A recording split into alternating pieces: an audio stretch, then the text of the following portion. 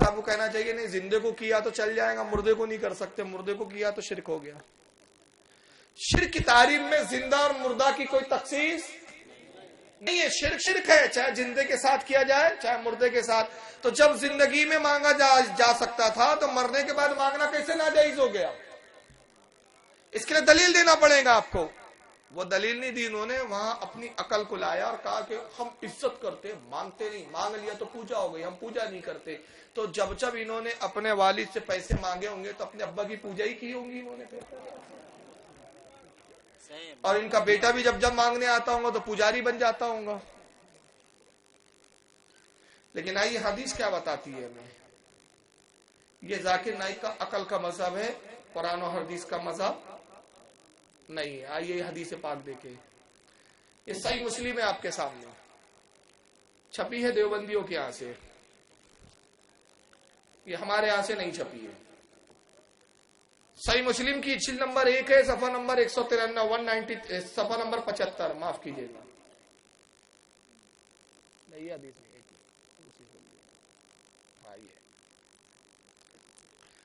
جلد نمبر 1 صفحہ نمبر 193 یہ انڈر لائن کی ہوئی دکھ رہی ہے. ارے دکھاؤ, یہ چھوٹے اسکرین ہونے سے بہت چھوٹا دکھ رہا ہے آپ لوگوں کو, پتہ نہیں آپ پڑھ پائیں گے بھی کہ نہیں. اور حدیث نمبر ہے اس کی 997, باب السجود, باب فضل السجود. اس باب میں امام مسلم نے حدیث لائی ہے. دیکھیں کیا حدیث پاک ہے. اگر مانگنا ہی شرک ہوتا تو پھر اس حدیث کی بنیاد پر رسول اللہ پر کیا حکم لگے گا اور امام مسلم پر کیا حکم لگے گا.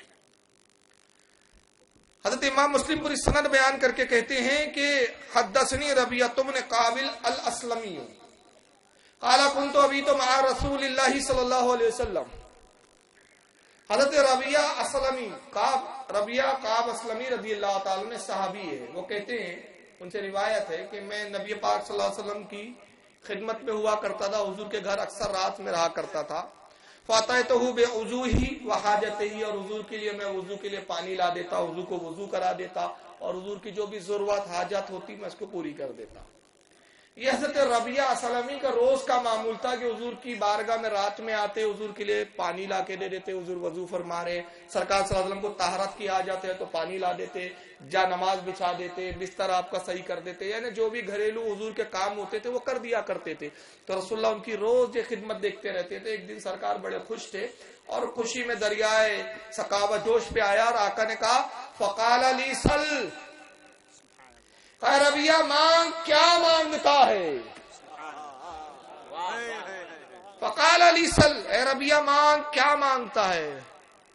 مجھے بتائیے, یہ جملے بتا نہیں رہے کہ مصطفیٰ کہہ رہے ہیں کہ جو تو مجھ سے مانگے گا میں دوں گا.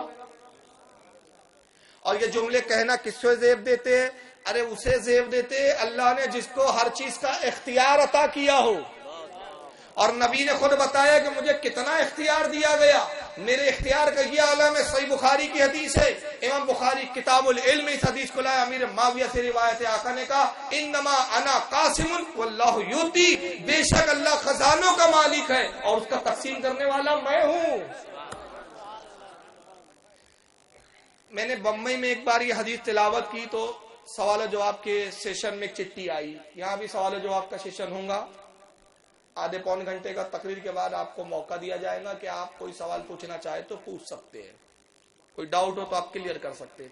تو ایک غیر مقلد بدعقیدہ نے سوال لا کے دیا, کہا فاروق صاحب آپ نے حدیث کا آخری ٹکڑا سنایا, شروع سے نہیں سنایا. شروع سے اگر آپ سنا دیتے تو آپ یہ جہالت نہیں کرتے. کون سی جہالت؟ کہا کہ آپ نے یہ عقیدہ بتایا کہ رسول اللہ کے خزانوں کے مالک ہے اور حضور جو چاہے بانٹ سکتے ہیں. تو حدیث میں پہلے آگے کہ خزانے سے مراد کیا ہے, کہ وہ حدیث یہاں سے آتی ہے کہ رسول اللہ فرماتے ہیں, امیر معاویہ کہتے ہیں کہ حضور نے کہا اللہ جس سے بھلائی کا فیصلہ فرما دیتا ہے, جس سے بھلائی چاہتا ہے اس کو دین کا فقیہ بنا دیتا ہے.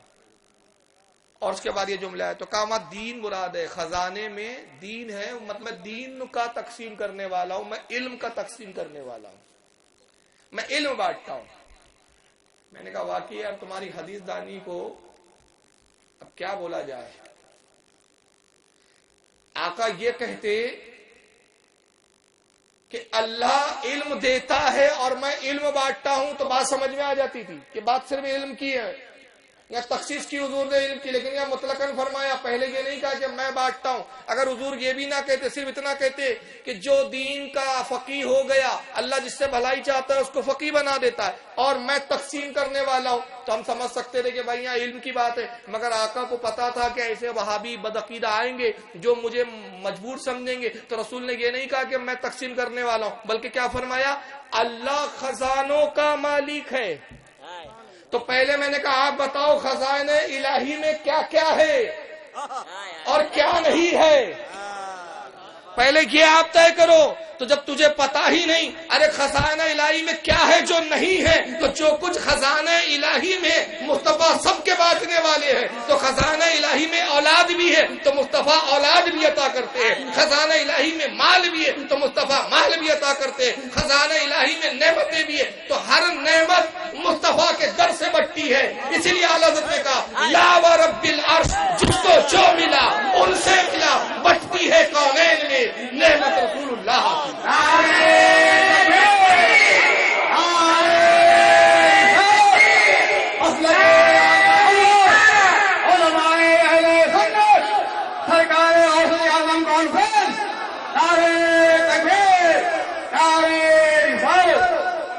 اور تم یہ جو تخصیص کرتے ہو صرف علم، تو تم نے اللہ کے خزانوں کو محدود کر دیا. تم نے اللہ کے خزانوں کو محدود کیا. اور رب کے خزانے کتنے ہیں؟ تو کتنے خزانوں سے بانٹتے ہیں؟ اس کی تشریح دوسری حدیث کرتی ہے. آقا فرماتے لوگوں جانتے ہو رب کے خزانے کتنے بڑے ہیں؟ لوگوں تم سمجھ نہیں سکتے، میں تمہارے فہم کے اعتبار سے کہتا ہوں. حضور کہہ رہے کہ اب تم تھوڑا کچھ سمجھ لو، اس کے اعتبار تمہاری عقل کے حساب سے بات کر رہا ہوں. کہا کہ اللہ کے خزانے کو اگر سمندر سمجھو تم، حالانکہ سمندر بھی محدود، رب کے خزانے لامحدود. سمندر متناہی، رب کے خزانے لامتناہی.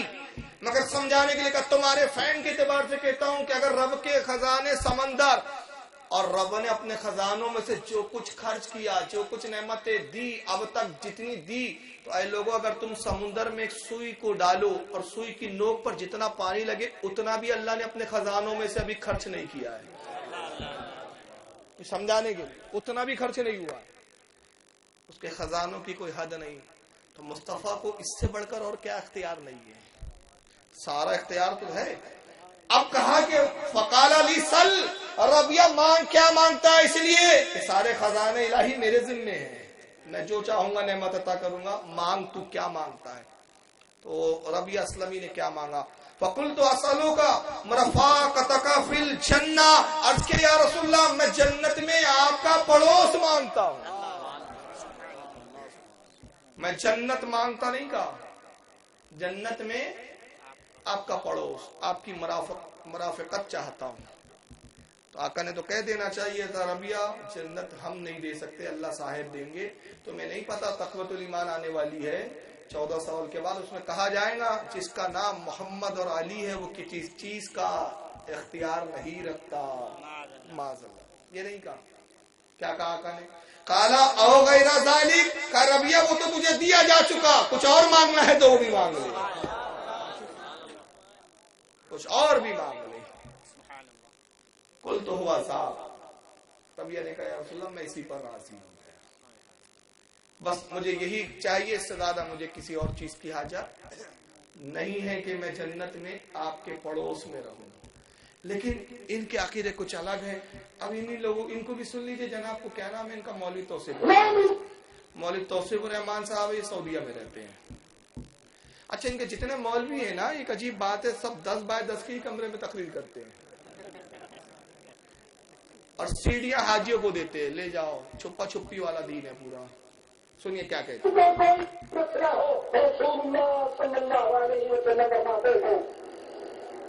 تمہارے پیر کے جوتے کا تسمہ ٹوٹ جائے وہ بھی اللہ سے. ہر مسئلے میں رجوع اللہ کی طرف، انابت اللہ کی طرف. مومن کا کوئی بھی مسئلہ ہو، رجوع اللہ کی طرف ہم نہیں مانتے. ہم بھی کہتے ہیں رجوع اللہ کی طرف مگر مصطفیٰ کے وسیلے سے، ہے نا. مومن کا کوئی بھی مسئلہ ہو رجوع اللہ کی طرف کرو، اللہ سے مانگو. حتیٰ کہ اب انہوں نے حدیث پیش کی اور اس کا سیدھا سیدھا مطلب وہی لے لیا. کہا کہ جوتے کا तस्मा भी टूट जाए तो वो भी अल्लाह से मांगो। तो क्या इस पर देवबंदी हजरात और अहले हदीस हजरात दोनों इस पर क्या अमल करते हैं कि सिर्फ सुन्नियों को सुनाने के लिए ये हदीस है? एक हदीस और भी है, और हदीस पाक के अल्लाह के नबी ने फरमाया, ए लोगों जो भी मांगना है अल्लाह से मांगो, अल्लाह से मांगो, हत्ता कि तुम्हारे घर में नमक खत्म हो जाए वो भी अल्लाह से मांगो। हदीस में है, मिशकात शरीफ की हदीस है। तो अब सारे देवबंदियों को चाहिए आज अपनी बीवियों से कह दे, बेगम आज से नमक खत्म हो, खबरदार मुझसे न मांगना, शिर्क हो जाएगा। मुझसे ना कहना नमक ला दो जी वरना शिर्क हो जाएगा। सीधा वुजू करना, 2 रकात नमाज पढ़ना, मुसल्ला बिछा के कहना, डब्बा सामने रख देना, अल्लाह नमक खत्म हो गया भेज दे। जूते का बंद टूट जाए, जूते का लेस टूट जाए, तस्मा टूट जाए, उसको दुकान वाले के पास जाके नहीं मांगना, क्योंकि हदीस में आया जूते का बंद भी टूटे तो अल्लाह से ही मांगो। तो जूते का बंद भी टूट जाए उसको भी सामने रखना, मुसल्ला भी जाना, मौला बंद टूट गया अब कैसे पहनूं जूता, कैसे चलूंगा मैं, जूते का बंद भी दे दे। बताए हदीस का यही मफहूम है, यही मतलब है। ये हदीस को इस तरह समझते लोग। हालांकि ये पूरी हदीस क्या है, हदीस पाक ये पस मंजर, ये शारीन हदीस कहते हैं कि बाज लोग सेहत तंदुरुस्ती के बावजूद भीख मांगा करते थे, खैरात मांगते थे, सवाल करते थे लोगों से, हमारी हाजतें पूरी कर दो, सवाल करते हैं। आका ने उनको देखकर फरमाया, अल्लाह ने तुम्हें बाजू दिए, ताकत दी, कुव्वत दी, और तुम्हारा हाल ये है कि तुम सवाल करते हो, लोगों सवाल ना करो। तो उन्होंने कहा, या रसूलल्लाह मुफलिस है, गरीब है, क्या करे सवाल ना करे। तो फरमाया, अल्लाह पे तवक्कल करा करो, भीख ना मांगो, मेहनत करो, मशक्कत करो, तवक्कल करो, हत्ता के जूते का तस्मा भी टूट जाए तो वो भी अल्लाह से मांगो। मतलब क्या हुआ, ये सवाल से रोकने के लिए मुबालगा फरमाया। ये थोड़ी कहा कि अब सीधा जाके जूते का बनने तो बस अल्लाह से ही मांगना, ये मुबालगा है, ये समझाने का एक तरीका है। और इस पर एक बड़ा प्यारा वाक्य मुझे याद आ रहा है। अल्लाह के रसूल के पास एक साहबी आए, कहा कि या रसूलल्लाह मैं बहुत गरीब मिस्किन हूं, कुछ अता कर दीजिए। बहुत मजबूत बाहों के थे, बड़े बड़े उनके ताकतवर दंद थे, बाजू थे। सरकार ने उनके बाजू को पकड़ा, हिलाया, कहा अल्लाह ने तुझे ये दिया फिर भी मांगता। तो उन्होंने अर्ज किया कि या रसूलल्लाह सल्लल्लाहु अलैहि वसल्लम मैं इसलिए मांगता हूं कि हुजूर तिजारत तो करना चाहता हूं, लेकिन मेरे पास तिजारत के लिए कोई रुपये नहीं है, सरमाया नहीं है। आजकल बहुत सारे लोग ये बहाना करते हैं ना कि सरमाया नहीं, हम तिजारत कैसे करें।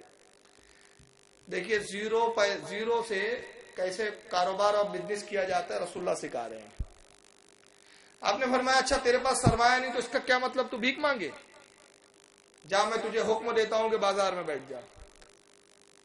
वो साहबी गए और बाजार में बैठ गए, हुजूर का हुक्म था, गेहूं का बाजार था, एक चबूतरे पे जाके बैठ गए चुपचाप, भाई हुजूर का हुक्म है बैठ जाओ। साहबा ये नहीं पूछते थे या रसूलल्लाह बाजार में बैठने से क्या होगा, क्यों होगा, हुक्म मिला, बस हुक्म की तामील। अब बैठे तो बाजू में एक दुकान थी गेहूं बेचने वाले की, गेहूं की दुकान से देखा ये बैठा है, थोड़ी देर तक उसने बर्दाश्त किया, दुकान से उठा और उसके बाद कहा, चलो उठो यहां से, ये क्या हमारी दुकान के पास बैठे हो, खामोखा कुछ लेना देना नहीं है, फालतू बैठे हो, चलो जाओ उठो। बड़ी बुरी तरह से उसने डांटा। तो उन्होंने कहा, शख्स मुझे डांटो मत, भगाओ मत, मैं अपनी मर्जी से नहीं बैठा हूं, बल्कि अल्लाह के रसूल ने मुझे बैठने का हुक्म दिया। कहा अच्छा रसूलुल्लाह ने बैठने का हुक्म दिया? कहा अच्छा फिर बैठो भाई। अब हुजूर ने कहा है तो कुछ नहीं कह सकते, बैठ जाओ। बैठा है। अब दोपहर का वक्त करीब आया, जब ग्राहकी ज्यादा होती है तो इसकी दुकान पे ग्राहक बढ़ गए, जिसने अभी धुतकारा था। अब ये सामान भी तोल के दे रहा, पैसे भी ले रहा है, परेशानी होने लगी तो इसने आवाज दिया, ए भाई इधर आओ, इधर आओ, सुनो सुनो, वैसे भी खाली बैठे हो यार, बुरा ना मानो तो एक काम कर सकते हो, तुम गेहूं तोल के दो, पैसे मैं ले लिया करता हूं। हाँ ठीक है कर देंगे, उसमें क्या, वैसे तो बैठे। अब गेहूं तोलना शुरू किया, गेहूं तोल के दे रहे हैं, ये पैसा ले रहा है। यहाँ की ग्राहकी खत्म हुई, सामने एक दूसरी दुकान वाला भी देख रहा था ये मंजर। अब उसके यहाँ जब ग्राहक बढ़े तो इसने इनको आवाज दी, अरे इधर आओ, इधर आओ, वैसे भी खाली बैठे हो, चलो तुम हमारा गेहूं भी तोल दो। भाई तोल देते। शाम तक यही मामला रहा, और जब वो जाने लगे वो साहबी गरीब मिस्कीन, तो इस दुकान वाले ने भी 1 दिरहम दिया, कहा ये 1 दिरहम रखो, तुमने हमारी बड़ी मेहनत मदद की है। और उसने भी 1 दिरहम दिया कि तुम हमारी तरफ से रखो। अब 2 दिरहम हो गए, 1 दिरहम से खाने पीने का सामान खरीदा, 1 दिरहम बचा के रख लिया। दूसरे दिन आए फिर बैठ गए वहीं पर ही, फिर वही मामूल, फिर 2 दिरहम, तीसरे दिन फिर 2 दिरहम, 8 दिन में 8 दिरहम बच गए, 8 तो खर्च हो गए, 8 बचे। रसूल के पास 8 दिरहम लेके पहुंचे, या रसूलल्लाह 8 दिरहम मेरे पास आ गए। आका ने कहा आप सुनो क्या करते हो, हुजूर तोल देता हूँ, पैसा दे देते। कहा अब तोलना नहीं, अभी 8 दिरहम का छोटा सा गेहूं का तुम 1 बोरा खरीद लो, तुम खुद गेहूं बेचने बैठो। अब वो सहाबी गए और गेहूं बेचना शुरू कर दिया, और उसके बाद वो गेहूं बिका, फिर खरीदते फिर बेचते। रावी हदीस के कहते कसम वहदहुल्ला शरीफ की, जब मैं 1 साल के बाद उसी बाजार से गुजरा तो पूरे अनाज के बाजार में उनसे बड़ा अनाज का कोई व्यापारी नहीं था। तो सवाल करने से मना किया गया, मेहनत की तरफ तवज्जो दिलाई गई। इसका यह मतलब नहीं है कि बन टूटे तो अब जूता ही लेके बैठ गए, अल्लाह बंदे बंदे बंदे, जूते का बंदे बंदी बोलते ना आपके। तो इनकी मंतिक अजीब है, इनकी अक्ल अजीब है। लेकिन आइए मैं एक बड़ी प्यारी हदीस पाक आपके सामने पेश कर रहा हूं, उसके बाद फिर हम आगे एक वीडियो भी दिखाएंगे आपको। ये मुस्नद अबी याला है, ये इमाम अबू याला ने इस किताब को लिखा है, हदीस की किताब है, कई जिल्दों में आती है। मुस्नद अबी याला की जिल्द नंबर ये 13 है, और इसका सफा नंबर 236 है। ये पूरे 2 सफे की तवील हदीस है, और हदीस नंबर है इसकी 4554। और फिर ये हदीस और कहाँ किन किन किताबों में आई, ये एक बड़ा तवील इसका सिलसिला है, मैं कुछ हवाले उसमें दे दूंगा बाद में। ये हदीस पाक बड़ी प्यारी है, इसको बड़े तवज्जो से सुने आप, और नबी पाक का इसमें इख्तियार भी देखें। इस हदीस के रावी हजरत अली रदी अल्लाह तआला अन्हु। मौला कायनात कहते हैं कि हम सहाबा इकराम रसूल की खिदमत में बैठे हुए थे। एक अरबी शख्स आया, देहाती अरब का रहने वाला, और हुजूर की खिदमत में आके अर्ज करते या रसूलुल्लाह सल्लल्लाहु अलैहि वसल्लम, मुझे कुछ जरूरत है, आप मेरी जरूरत पूरी फरमा दीजिए। आका खामोश।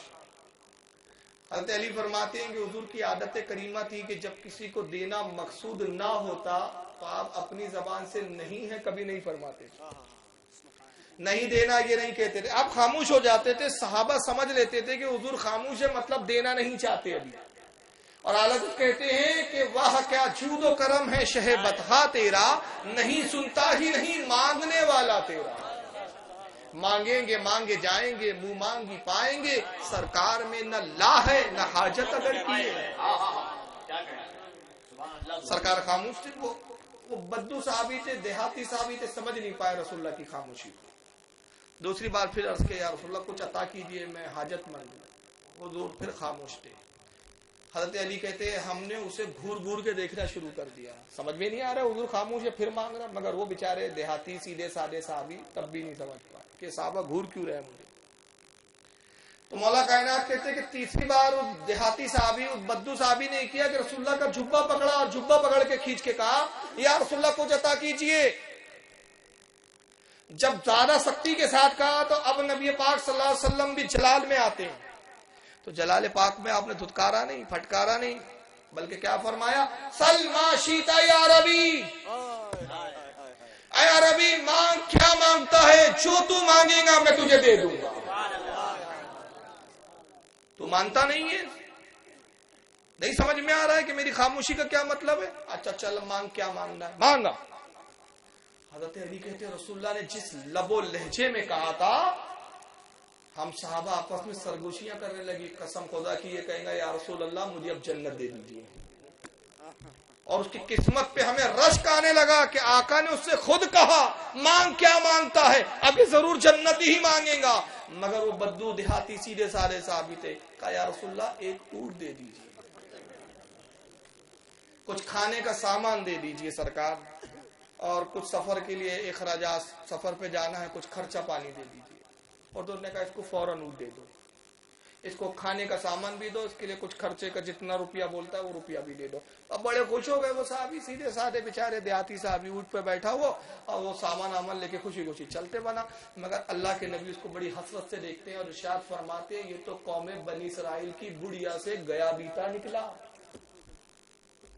क्या फरमाया, ये कौमे बनी इसराइल की ज़ईफा, कौमे बनी इसराइल की बुढ़िया से गया बीता निकला। तो मौला कायनात कहते हैं साहबा कराम को इश्तियाक हुआ, कौमे बनी इसराइल की कौन सी बुढ़िया जिससे ये गया बीता निकला। तो تو آقا نے فرمایا آؤ میں تمہیں قوم بنی اسرائیل کی بڑھیا کا واقعہ سناؤں کہ وہ کتنی عقل مند بڑھیا تھی. کہا کہ یوسف علیہ السلام کا زمانہ ہے. جناب یوسف علیہ السلام کے زمانے میں دریا بہتا ہے نیل. دریا کے اس طرف ایک آبادی ہے, دریا کے اس طرف ایک آبادی ہے, بیچ سے دریا بہتا ہے. یوسف علیہ السلام کا وصال ہو گیا. جب آپ کا وصال ہوتا ہے تو قوم میں اختلاف ہو گیا.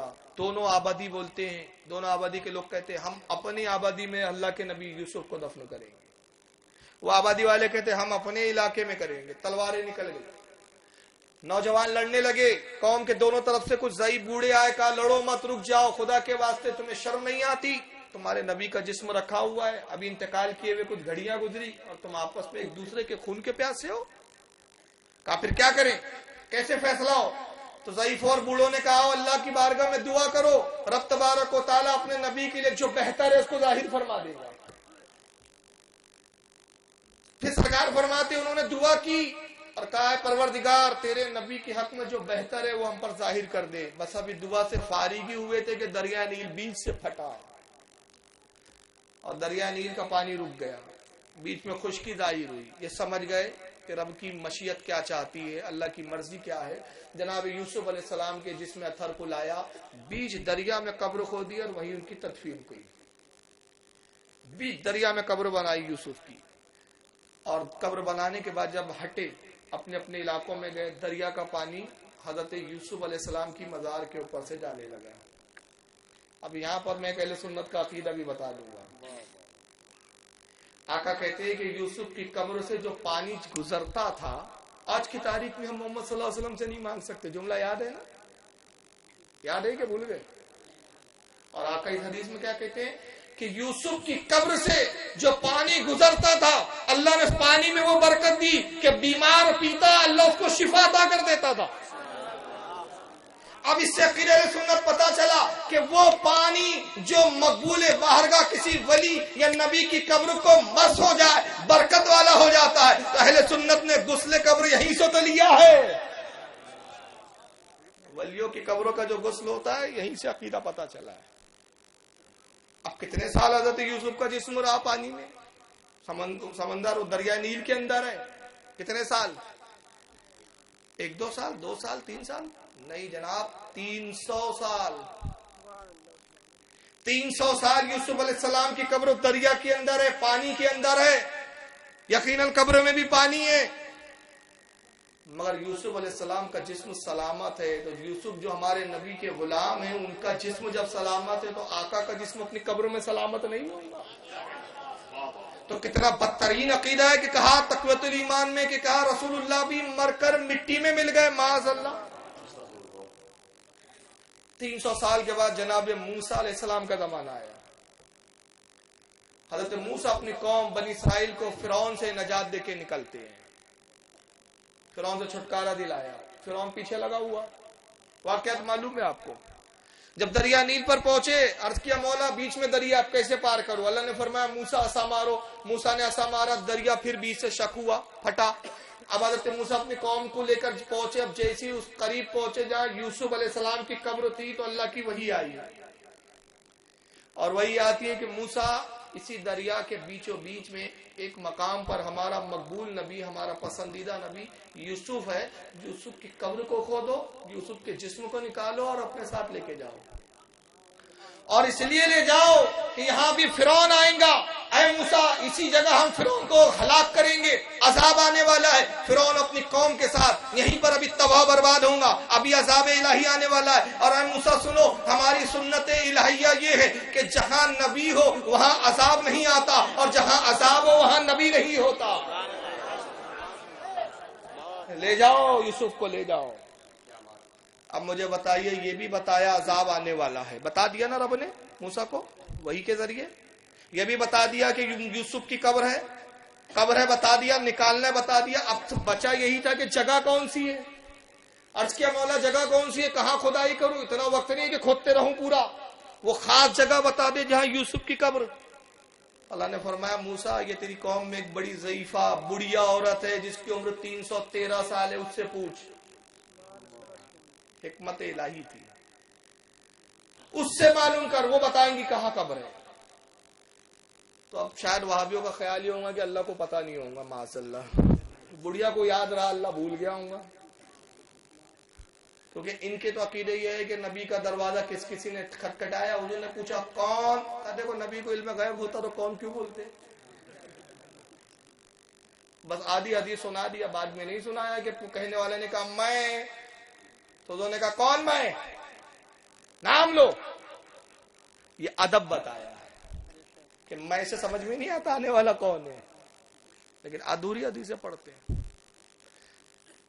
تو اللہ نے کہا کہ بڑھیا سے پوچھو۔ جناب موسیٰ علیہ السلام ایک ٹیلے پہ کھڑے ہوئے، پتھر تھا وہاں، پتھر پہ کھڑے ہوئے کہا کہاں ہے میری قوم کی وہ سب سے عمر دراز ضعیف العمر بڑھیا؟ تو اس کے پوتے، لکھڑ چھکڑ پوتے، اس کو کاندھے پہ اٹھا کے لائے، چل بھی نہیں سکتی تھی، اتنی ضعیف ہو گئی تھی، بستر میں پڑے رہتی تھی، کھٹیا سمیت اٹھا کے لائے۔ لانے کے بعد حضرت موسیٰ سے کہتی ہے السلام علیکم یا موسیٰ کلیم اللہ، اے اللہ کے نبی آپ نے مجھے کیوں بلایا، کیوں تکلیف دی مجھے؟ کہا جانتی ہے یوسف علیہ السلام کی قبر مبارک کہاں ہے؟ کہا اچھے سے جانتی ہوں، جن دنوں حضرت یوسف کو دفن کیا گیا میں 13 سال کی بچی تھی، اس وقت 13 سال کے قریب میری عمر تھی، مجھے آج تک یاد ہے۔ اور اے موسیٰ جب تک اللہ نے میرے پیروں میں طاقت رکھی میں یوسف کی قبر کو دیکھنے روز آیا کرتی تھی، اور دور کنارے سے کھڑے رہ کر اس قبر کی جگہ کو دیکھتی رہتی تھی۔ میں کہتا ہوں اب جو کچھ آگے ملنے والا ہے اس کو انعام و اکرام یہ موسیٰ کی قبر کی زیارت کی برکت تھی۔ اچھا بتا کہاں ہے یوسف کی قبر؟ تو بڑھیا ٹن ٹناٹن سننی تھی بھائی، ٹن ٹناٹن بریلوی سننی۔ کہا بس یہی تو موقع آیا ہے، 313 سال سے کس لیے جی رہی ہوں، اسی موقع کی تلاش میں تو جی رہی ہوں۔ کہتی ہے لا واللہ حتی توتینی ما اسلوکا، موسیٰ اللہ کی قسم میں اس وقت تک نہ بتاؤں گی قبر کا نشان جب تک میں جو مانگوں آپ دینے کا وعدہ نہ کر لے، میں جو مانگوں آپ دیں گے، پہلے وعدہ کیجئے۔ غیر اللہ سے مانگنا شرک ہے، آج کی تاریخ میں تو ہم محمد صلی اللہ علیہ وسلم سے نہیں مانگ سکتے اور یہ موسیٰ سے مانگ رہی ہے۔ یہ بغیر حدیث و قرآن کا مذہب ہے ان کا، اس عنوان پہ بہت گھنٹوں بولا جا سکتا ہے لیکن وقت آج اتنا نہیں ہے۔ کہتی ہے اللہ کی قسم اس وقت تک نہ بتاؤں گی جب تک آپ مجھے وہ دینے کا وعدہ نہ کرے جو میں آپ سے مانگوں۔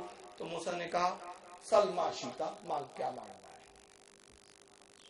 یہ نہیں کہا کہ صاحب میں دے نہیں سکتا، مجبور ہوں، بے بس ہوں، مانگ کیا مانگنا ہے؟ مانگ لے چل۔ قالت تو کہتی ہے فَإِنِّي أَسْأَلُكَ نَكُونَ مَعَكَ فِي الدَّرَجَاتِ الَّتِي تَكُونُ فِيهَا فِي الْجَنَّةِ، کہا اے موسیٰ میں آپ سے یہ مانگتی ہوں کہ آپ جنت کے جس درجے میں رہیں گے، جنت کے جس محل میں رہیں گے اسی محل میں میں آپ کے ساتھ رہوں گی، یہ مانگتی ہوں۔ تو موسیٰ علیہ السلام نے تو کہہ دینا چاہیے تھا نا کہ تو جنت مانگ رہی اور جنت میں بھی وہ محل جس میں میں رہوں۔ ارے محمد صلی اللہ علیہ وسلم بھی آج کی تاریخ میں کسی کو کچھ نہیں دے سکتے تو میں کیا دے سکتا ہوں؟ جب محمد صلی اللہ علیہ وسلم کو کسی چیز کا اختیار نہیں تو مجھے کہاں سے اختیار ہے؟ یہ نہیں کہا موسیٰ نے کہا قالا صلیل جنہ، کہا کہ جنت مانگ لے، میرے درجے میں رہنے کی بات مت کر، وہاں میری بیوی صفورہ رہیں گی، تو کہاں گھسی چلی آ رہی ہے؟ میرے محل میں میرے درجے میں تو میری بیوی ہوں گی میرے ساتھ، تو کہاں آ رہی ہے بڑھیا؟ جنت مانگ لے۔ قالت لا واللہ الا ان اکون معک، اے موسیٰ سنیے اللہ کی قسم میں اس وقت تک نہ مانوں گی جب تک آپ اپنے ساتھ رکھنے پہ راضی نہ ہو جائیں۔